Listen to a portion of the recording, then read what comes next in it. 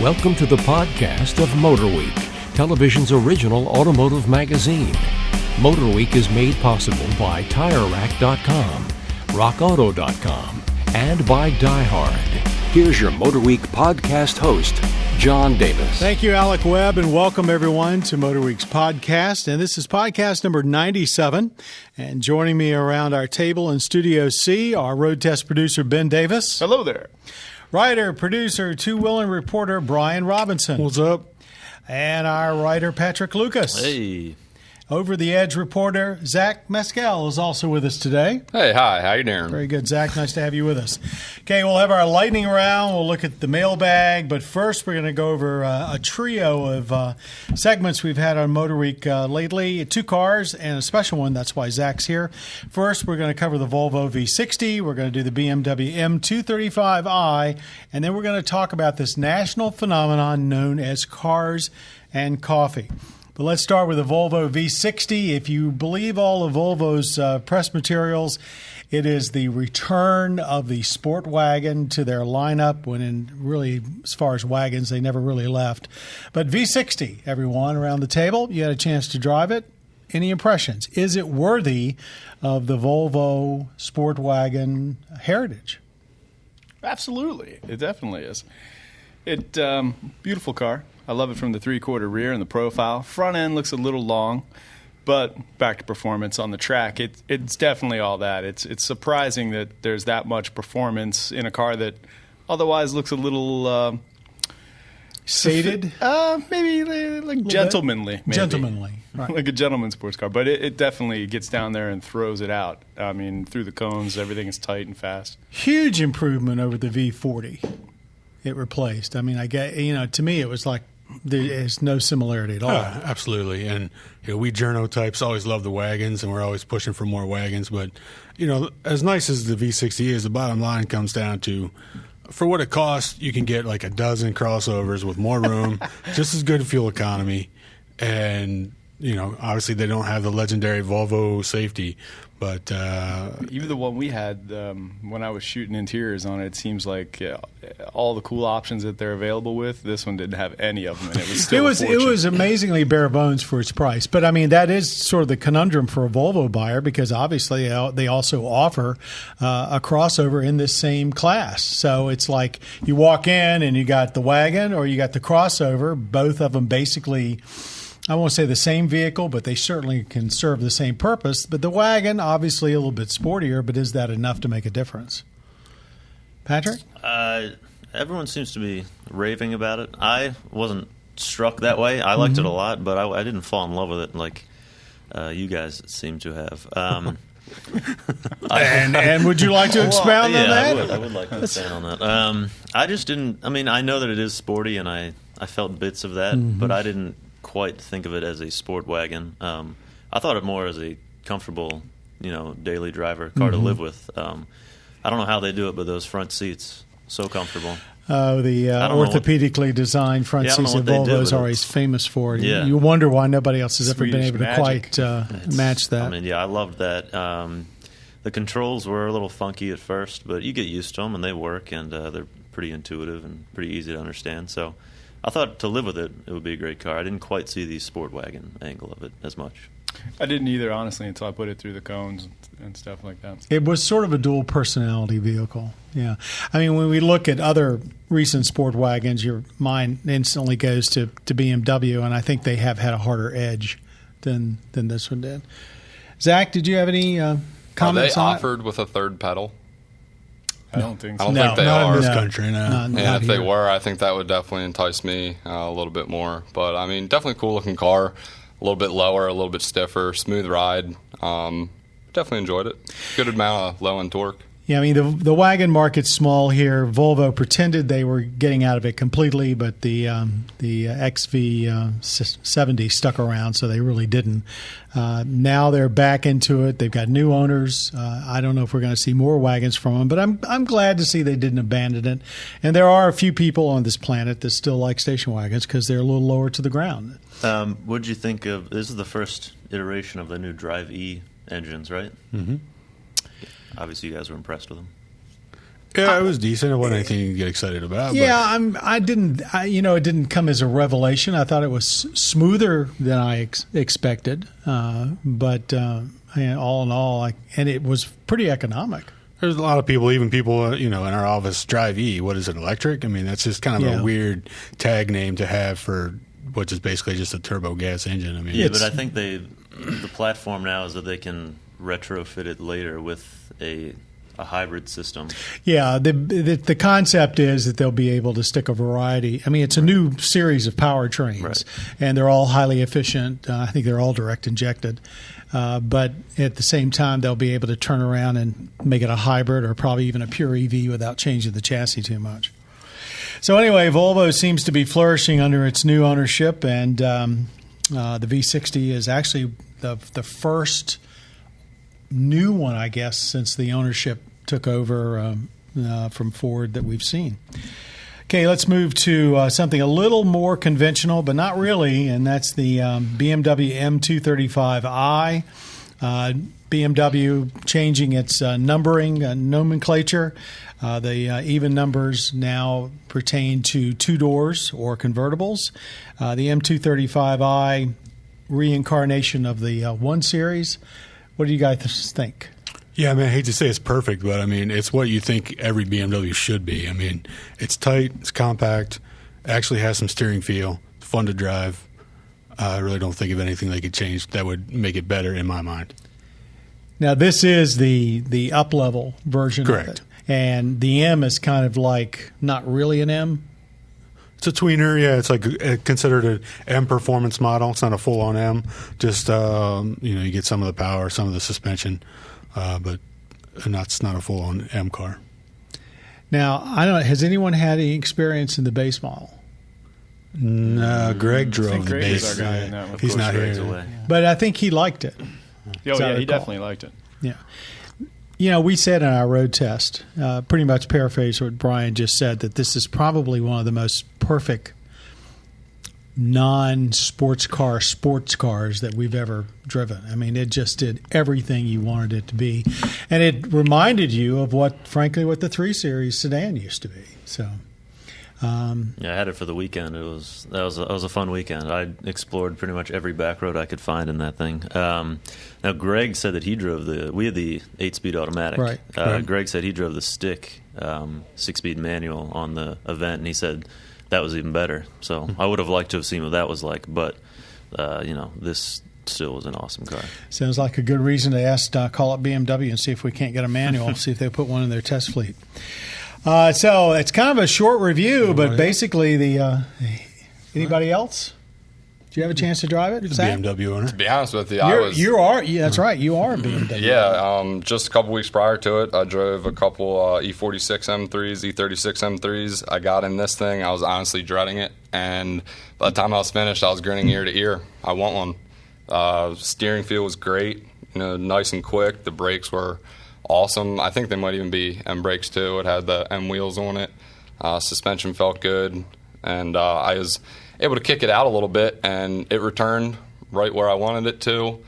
Great sound, awesome transmission. The balance of the car was the single most impressive thing. I mean, once in a while you run across a car where every piece seems to match perfectly with everything else, and they're very rare, but this seems to be the one. Yeah, I think they finally got it with this formula of slapping M parts on non-M cars. It'd be nice if they would bring back the steering feel on the M235i to some of their other products, but I don't know if that's going to happen or not. Okay, Zach, since we're on you firsthand experienced what is a phenomenon that is basically crossing the country like wildfire.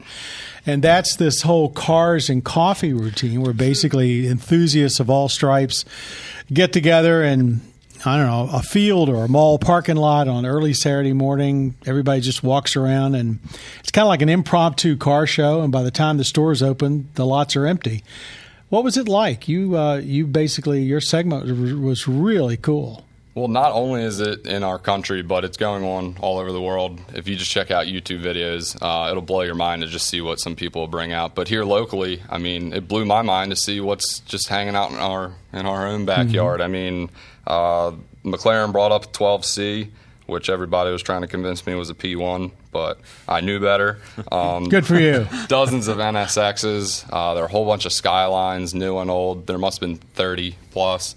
I mean, it's just awesome. If it wasn't so early every Saturday, I'd be up and ready to go. But now, the event in our area, which is outside of Baltimore, happens pretty much every weekend during spring and summer and early fall. But there are other events like the one down at Amelia Island that's once a year, and it's a little bit different in that maybe the hardware is a little higher class. But I think the idea is still the same. Just come and enjoy. The idea is just that it's casual conversation, good people.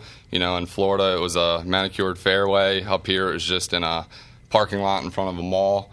But, you know, everybody's totally willing to talk about their cars, let you sit in them. I even saw a couple things I'd never heard of. There was a British Ferret Scout. It was an armored car. It had the guns and everything. The guy must have trailered in unless it was street legal. But definitely an awesome event. Going on everywhere. Find one in your area. Let me pose this question to the rest of you. I don't know if you've all been to one, but, you know, a lot of people a few years ago said the car culture was dead in this country. Is this refuting that, or is this the last gasp, or what? Whoever said that was out of their mind. I agree. It's never died. Unless they're all coming for the coffee. Unless they own one of those 80s jelly bean colored hot rods, and they're like, well, there's no other turquoise and jelly bean colored hot rods around them. They must be dead. No, I mean, it evolves just like everything else. I mean, we went through the import phase, and, you know, who knows where we're going now, but they'll always, anybody that has cars, cool cars, will always love to show them off, and there'll always be people that want to talk about their cars, and there'll always be car shows, whether you call them cars and coffee or whether it's just the Friday night down at the, you know, local ice cream place or whatever. I mean, there's always impromptu gatherings of cool cars. The folks that put on the Hunt Valley event in Baltimore, they really do deserve a lot of credit for basically being such diehards. And some weeks there's just thousands of vehicles and tens of thousands of people just soaking it up. Okay, let's move on now to our lightning round. And in this is the place where all of us sitting around the table have 2 minutes to debate a trending automotive topic or just something that sticks in our craw. And when the time's up, they will hear this, which means hush and get on with it. Okay, here we go. With autonomous car technology ever increasing, how do we all feel about the idea of cars driving themselves? Is this a new form of transportation? Should it replace drivers altogether? Is it complementing it? And just remember, this week, Google announced that not only are they moving forward with their tests, but they're actually going to build their own cars. They're going to build 100 of these test cars that have no steering wheel, no pedals, or anything. And they look like a Smart 4.2, but basically an interior with a seat and a dashboard, and that's it. Coffin. So, and yeah, well, that's some people could call that too. So, okay. We're enthusiasts. I can understand if we don't like this concept, but what do you think of the concept as far as the public at large? Yeah, I mean, the idea of it offends me immensely. But the fact is, most people that are out there every morning can't drive, number one. And then number two, aren't even paying attention to their act of driving. So yeah, I say bring it on. If you want to sit in the car and let it take you to work, bring it on. But get your own lane. Stay out of my lane. Get your own lane. Make it a dedicated lane. Sure. Right. I mean, are you guys like that, or are you like these active systems now where like the lane keep assist and all that kind of stuff? Well, it's all towards the same thing, isn't it? Right, but I'm saying, would you guys prefer that, or just a car that does everything for itself? I prefer a car that does everything by itself. I mean, even though we're all against it because we love to drive cars, 50 years from now, nobody's going to be driving themselves. The car's going to be doing all the work. There's no way around. You can't escape technology. It's going to happen eventually. We'll be telling, Skynet. Early youngsters when we're 80s and 90s, we'll be telling youngsters, yeah, we actually drove the car. They're like, that's crazy. Even I guess it's every time I look at the autonomous car, I have this image of the Jetsons because they were in there reading the newspaper and so forth when they're zipping to work. I was on a radio program here locally about 6 months ago, and I obviously didn't think much of the autonomous car aspect. And I got a deluge of calls from folks that have one form of disability or another, and they were pointing out how this could be a real boon for them. Obviously, if you say you have no sight, this could be a terrific advantage and make you much more mobile and, i.e., free than you normally are. So I can see definitely markets for it. I see its acceptance being very difficult, if nothing else, because of liability. But when you look at the people behind it, and it's not just Google, it's Volvo and other major automakers, I guess you have to say it's probably going to happen. So unfortunately, I guess we'll leave it at that. Hang on to your steering wheel and your brake pedal and your gas pedal as long as you can. Okay, questions. We have lots of questions that come into our staff, and this one is a very personal one, and it's actually one that basically a lot of folks will be facing. Roberta writes us, she says, I'm about ready to retire in 2 years. If I have a chance to have one more car in my lifetime, a car that will last me through my retirement for 20 years or so, what do we suggest she buys? Now, she gives us some background. She says she's got a toy. She's got a 2003 Corvette. She has a utility truck, a Chevy Silverado, and she has a commuter car, which has been a 2010 Ford Flex. She's got 130,000 miles on it, or 103,000. She wants to replace it in a couple years. Good for you to get that many miles out of it already. Okay, I hate that term, a last car, but a last car for Roberta. What do you think she needs? She's got a truck. She's got a toy.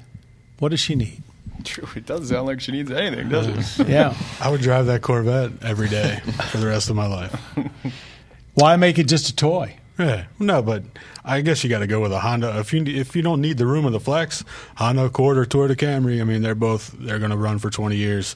You may need to change the oil like once, and that thing will run forever. So. Well, yeah, the Honda Accord was just rated again as the most stolen car in America, largely because they last forever. And parts. People want the parts. People want the parts. Any other suggestions?